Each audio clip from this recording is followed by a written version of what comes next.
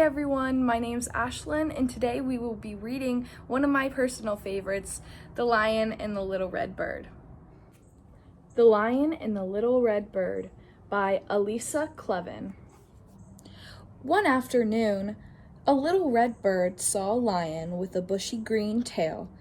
As green as the forest, the bird had never seen anything so unusual and so pretty. Just looking at it made her happy. "Lion, lion," she said, "why is your tail so green?" The lion didn't understand the bird's language. He thought she was simply just chirping. He smiled at her and wandered down to a field of orange flowers. The bird watched him roll and sniff and chase butterflies, then slowly walk west with the setting sun and disappear into a cave. The bird waited on the tree nearby. She wanted to see the lion's green tail again, but the lion did not come out of the cave. So the bird made herself a soft nest and slept through the warm, starry night. In the morning, the lion came out, swishing his tail, which was no longer green, but orange as a flower. Orange as a butterfly, orange as the setting sun. "Lion, lion," the bird chirped, astonished. "Why is your tail so orange?" Again, the lion did not understand the bird. He smiled at her and climbed over the hill and up the mountain to a deep blue lake beneath a bright blue sky, where he soaked his tired paws while the bird splashed nearby. At the end of the day, the lion climbed back down the mountain, over the hill, and home to his cave. The bird settled down in the tree, wondering as the sky darkened about the lion and his orange tail. But in the morning, the lion's tail was no longer orange. It was blue as the brightest blue sky, blue as the deep mountain lake where he'd soaked his paws. "Lion, lion," the bird chirped, enchanted.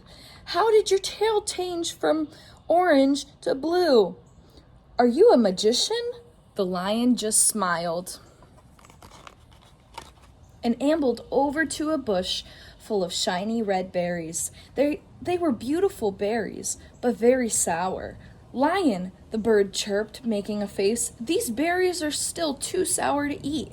Why don't you pick them when they are ripe?"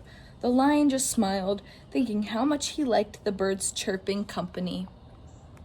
All afternoon, the lion picked berries while the bird nibbled sunflower seeds nearby. Once, when the lion stepped on a thorn, the bird pulled it out for him. At sundown, the lion swished his tail goodbye and returned to his cave. The bird settled down in her nest. She wondered what color the lion's tail would be in the morning. She wished he would answer her questions.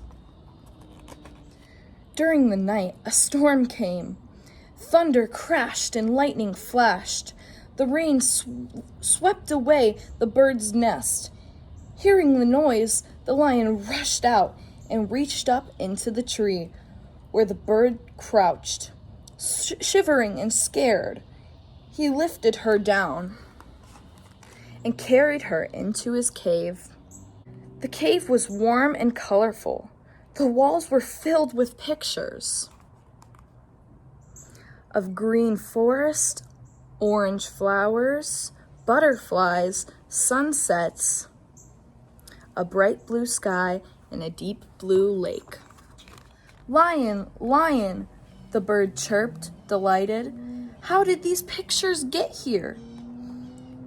The lion smiled, dipped his tail into a bowl of shiny red berry juice, and painted a picture of the bird chirping on a berry bush. The bird sang while the lion painted. She sang a song without any questions, full of color and joy.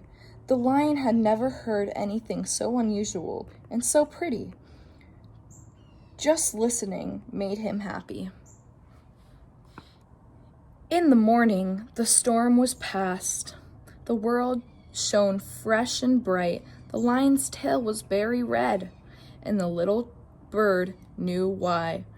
She sang her happiest song and wondered what the lion would paint that night. Thank you so much for listening, and I hope you enjoyed The Lion and the Little Red Bird.